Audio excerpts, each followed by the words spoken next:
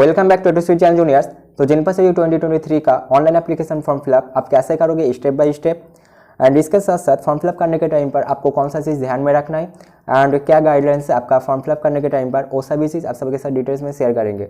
And video start करने के पहले आप सभी के साथ और एक बात शेयर कर देना चाहूँगा कि आप सब भी अच्छे से इन्फॉर्मेशन बुलेटिन पढ़ लेना कि आपका कोई मिस्टेक ना हो जाए फॉर्म फिलअप करने के टाइम पर।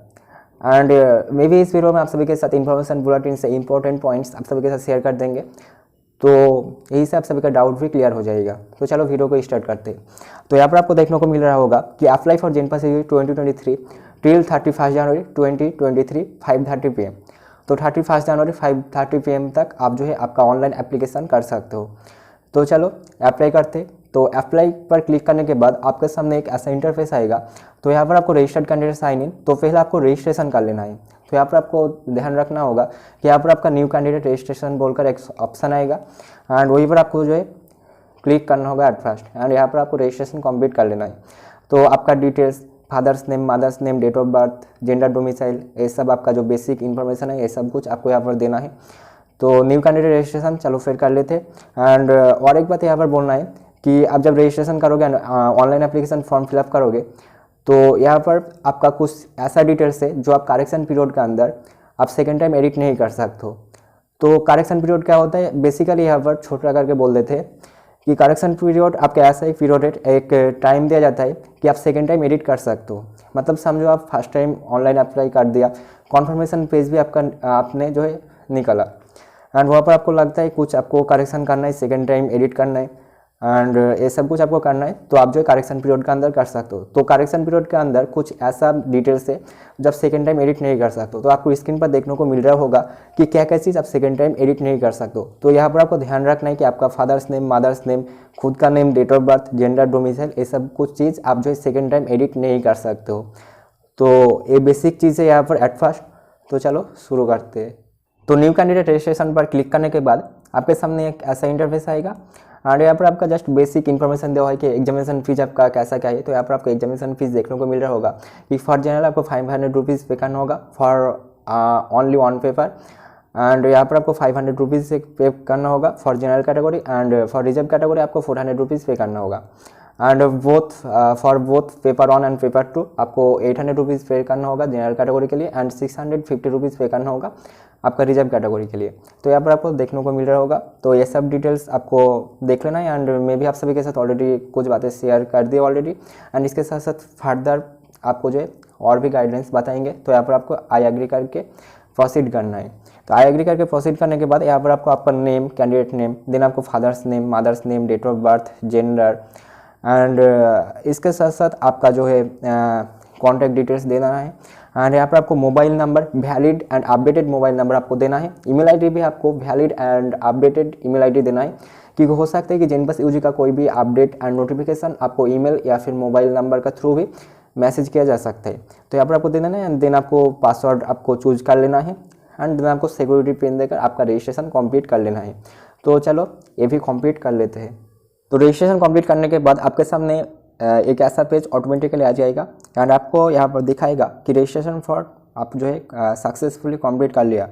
एंड इसके बाद आपको application form, qualification detail and contact details, selection of papers and exam centre details, upload photograph and signature and final submit आपको जो है कंप्लीट कर लेना है। तो एट फर्स्ट जो है आपका एप्लीकेशन फॉर्म की तरफ जाते हैं। तो फिल एप्लीकेशन फॉर्म पर क्लिक करने के बाद आपको जो आपका एप्लीकेशन फॉर्म का डिटेल्स आपको फिलअप कर लेना है।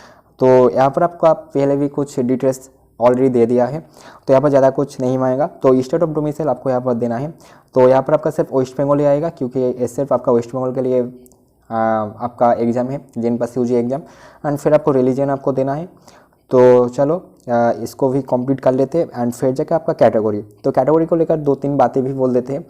तो यहाँ पर आपका कैटेगरी के अंदर अगर आपको अगर समझो कि आपने आपका कैटेगरी सर्टिफिकेट बनाने के लिए दिया हो एंड आपको लगता है कि काउंसलिंग तक बन जाएगा, तो यहाँ पर आपका कैटेगरी दे दो, क्योंकि आपका कैटेगरी आप जब काउंसलिंग करोगे तो जब आपका रिजर्व कैटेगरी से आप जनरल कैटेगरी पर कन्वर्ट हो सकते हो, बट जनरल कैटेगरी से आप जो है रिजर्व कैटेगरी पर कन्वर्ट नहीं हो सकते। तो इसको आपको ध्यान में रखना है एंड इसको सोच समझ कर आपको फिलअप कर देना है।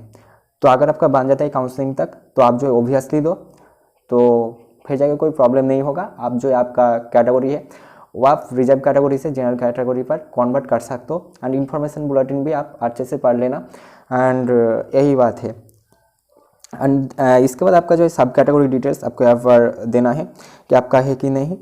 तो मैं नो कर देता हूँ। तो यही बात है। तो अगर आप येस करते हो तो देखो क्या आता है, टाइप ऑफ डिसेबिलिटी आता है एंड परसेंटेज ऑफ डिसेबिलिटी। तो अगर आपका है तो आपको देना है डिसेबिलिटी का types and percentage of disability.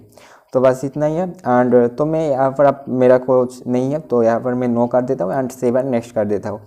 तो 7 नेक्स्ट करने के बाद आपके सामने जो है कि आपका 12th और इक्विवेलेंट डिटेल्स मतलब 10+2 इक्विवेलेंट एग्जामिनेशन का यहाँ पर आपका जो है डिटेल्स मांग रहा है। तो यहाँ पर आपको दे देना है पासिंग स्टेटस।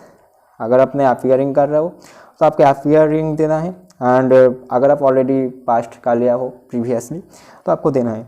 तो मैं यहाँ पर पास्ट सिलेक्ट कर लेता हूँ एंड फिर जाके आपको यहाँ पर पासिंग और अपियरिंग ईयर तो मेरा 2019 था तो ये कर दिया।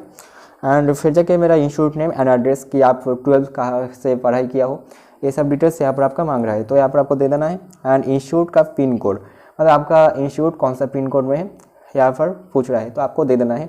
एंड फिर जाके आपको 7 नेक्स्ट कर देना है।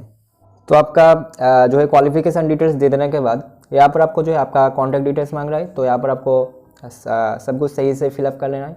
तो कॉरेस्पॉन्डिंग एड्रेस एंड आपको यहाँ पर परमानेंट एड्रेस आपको देना है। तो मैं यहाँ पर मेरा कॉरेस्पॉन्डेंस जो आपका एड्रेस है and permanent address same as कर दूंगा। एंड फिर जाके आपको 7 नेक्स्ट कर देना है। तो ये भी एक सिंपल सा बात है। यहाँ पर आपका कोई भी गाइडलाइन ऐसा कुछ नहीं आता है तो यहाँ पर आपका कोई भी प्रॉब्लम नहीं होने का बात है। तो चलो ये भी फिलअप कर लेते हैं। एंड इसके बाद आपको सिलेक्ट पेपर्स का ऑप्शन आएगा। तो पेपर लिस्ट आपका पेपर 1 एंड पेपर 2 आएगा एंड बोथ पेपर 1 पेपर 2 आएगा। तो आपका जो मर्जी है आप पेपर 1 एंड पेपर 2 बोथ देना चाहते हो या फिर पेपर 1 ओनली या फिर पेपर 2 ओनली। तो ये आपका ऊपर डिपेंड करता है। तो कोई भी एक सिलेक्ट कर लेना एंड फिर जाकर आपको जो है 7 नेक्स्ट कर देना है। तो वो फिलअप करने के बाद आपके पास एग्जाम सेंटर का ऑप्शन आएगा। तो यहाँ पर आपको एग्जामिनेशन सिटी आपको चूज कर लेना है। तो एट फर्स्ट यहाँ पर आपको प्रीफरेंस मेंटेन करना है। प्रीफरेंस मीन्स आप जिसको ज़्यादा पसंद करते हो, आप जहाँ पर एग्जाम का फर्स्ट प्रायोरिटी रखते हो उसको आपको एट फर्स्ट देना है। मतलब यहाँ पर आपको प्रायोरिटी बेसिस में आपको जो आपका एग्जामिनेशन सिटी चूज करना है।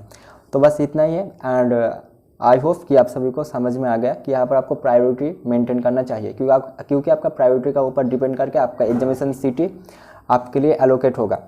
तो यहाँ पर आपको आपका मर्जी से आपको जो यहाँ पर एग्जामिनेशन सिटी चूज कर लेना है। तो एग्जामिनेशन सिटी चूज करने के बाद आपको जो है आपका फोटोग्राफ एंड सिग्नेचर अपलोड करना है। एंड फोटोग्राफ का जो फॉर्मेट होना चाहिए वो आपका जेपीजी होना चाहिए। और यहाँ पर आपका साइज भी लिखा हुआ है। तो मिनिमम साइज आपका 10 KB का नीचे नहीं होना चाहिए एंड मैक्सिमम साइज आपका 200 से एक्सीड नहीं करना चाहिए। तो एंड उसके बाद अगर आप सिग्नेचर अपलोड करने जाते हो तो यहाँ पर भी आपका फॉर्मेट जो आपको जेपीजी फॉर्मेट ही अपलोड करना होगा। एंड यहाँ पर आपका मिनिमम साइज 4 KB से ज़्यादा होना चाहिए और 4 KB एंड आपका मैक्सिमम साइज 30 KB से एक्सीड नहीं करना चाहिए। तो यहाँ पर आप अपलोड करने के बाद आपको जो है सबमिट एंड प्रीव्यू कर देना है। And preview and final submit का पहले आप जो है एक बार अच्छे से देख लेना। एंड अगर आपको लगता है कोई एडिट करने का ज़रूरत है तो आप जो है एडिट कर लेना।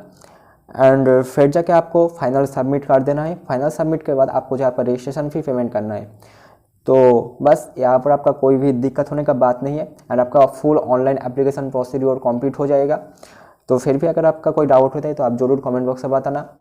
मैं जो है रिप्लाई करने का कोशिश करेंगे। एंड यहीं पर ख़त्म करते हैं ये वीडियो। एंड यहाँ पर जो आपका इंपॉर्टेंट गाइडलाइंस था वो पहले ही बता दिया था।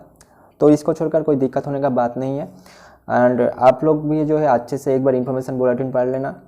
तो चलो मिलते हैं नेक्स्ट वीडियो में। तब तक के लिए टाटा, टेक केयर, बाय।